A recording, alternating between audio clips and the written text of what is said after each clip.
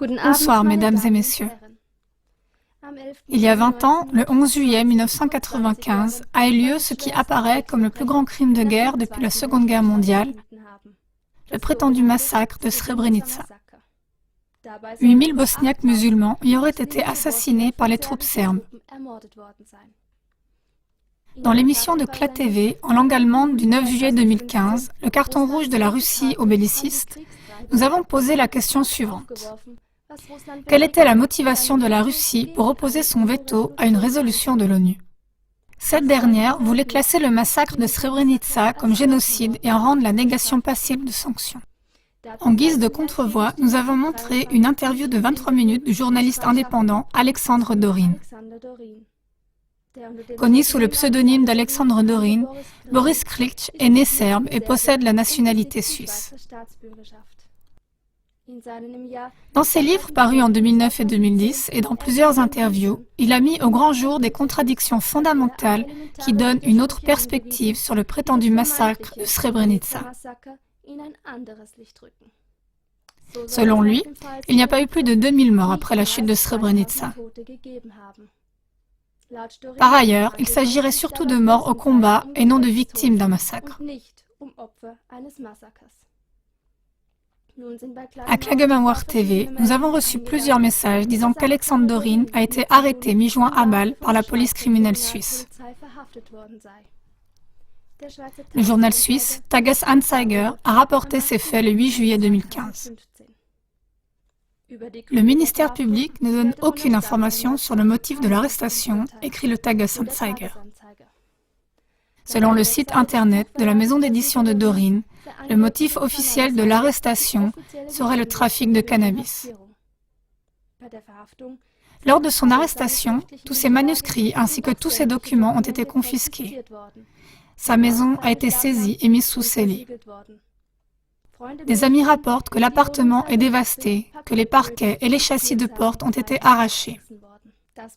Il paraît évident qu'il y a plus qu'un trafic de cannabis derrière l'arrestation suspecte de Dorin.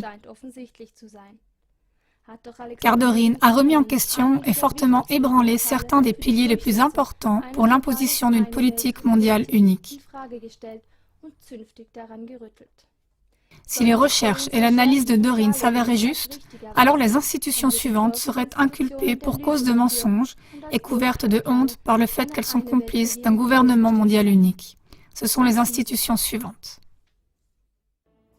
Le gouvernement des États-Unis, qui sous le président de l'époque Bill Clinton, a très largement participé aux guerres en Yougoslavie de 1991 à 1999. Selon Dorin, les représentants des trois peuples bosniaques avaient signé un plan de paix en 1992. Après une conversation avec l'ambassadeur américain Warren Zimmerman, le représentant musulman aurait retiré sa signature et quelques jours plus tard, la guerre a commencé. Par ailleurs, le président des États-Unis Clinton aurait proposé le massacre de Srebrenica dès 1993. Les États-Unis ne pouvaient intervenir que si les Serbes pénétraient dans Srebrenica et tuaient au moins 5000 personnes. Selon Dorin, c'est ce dont un ex-policier en chef musulman aurait témoigné dans diverses interviews. Ensuite, l'Organisation des Nations Unies, l'ONU, qui a encouragé sans relâche la version américaine du massacre de Srebrenica. Tous ceux qui ne se laissent pas conformer ou ne soutiennent pas la version d'un génocide doivent être éliminés ou bien condamnés pour avoir nié un génocide. Nous mentionnons d'autre part le Tribunal des Nations Unies pour crimes de guerre de la Haye. Celui-ci fut créé en 1993 par le Conseil de sécurité de l'ONU et il est responsable exclusivement pour la poursuite des hauts crimes de guerre dans les guerres de Yougoslavie qui ont duré de 1991 à 2001. Il n'a jamais été créé de tribunal pour juger les crimes de guerre américains, regrette Dorin. Par ailleurs, les livres de John Laughlin et Germinal Civikov, deux observateurs du procès, ont révélé à La Haye de nombreuses manipulations et incohérences du tribunal yougoslave. En outre, nous citons l'OTAN qui a largement participé au bombardement de la Yougoslavie en 1999. Plusieurs milliers de civils y ont été tués.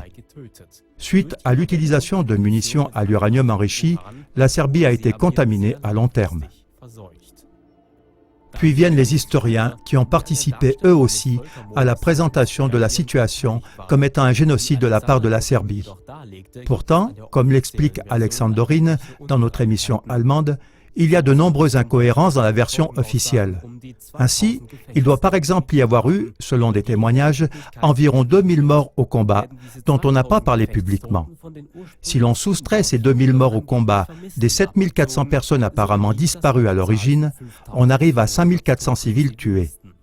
Pourtant, les noms d'environ 3000 hommes sont apparus sur les listes électorales bosniaques de l'été 1996, alors qu'ils se trouvaient également sur la liste des disparus. Voici seulement une des nombreuses incohérences. Finalement, nous évoquons les médias qui ont accepté sans émettre de réserve et unanimement la version d'un génocide de la part de la Serbie et qui la propagent encore aujourd'hui. Mesdames et messieurs, si Alexandre Dorin avait raison, comprenez-vous à présent l'ampleur de tout ce qu'impliquent ces déclarations? Toutes les institutions nommées, de l'ONU jusqu'aux médias, s'avéreraient être des complices d'une politique de complaisance et par cela aussi des bellicistes envers les gouvernements et nations qui pensent autrement. Même la justice suisse semble être soumise à cette politique de complaisance. Car sinon, comment expliquerait-on la mystérieuse arrestation de Dorin? Diffusez cette émission afin que des arrestations comme celle de Dorin ne puissent ni rester cachées ni avoir lieu. Au revoir et à bientôt sur la même chaîne.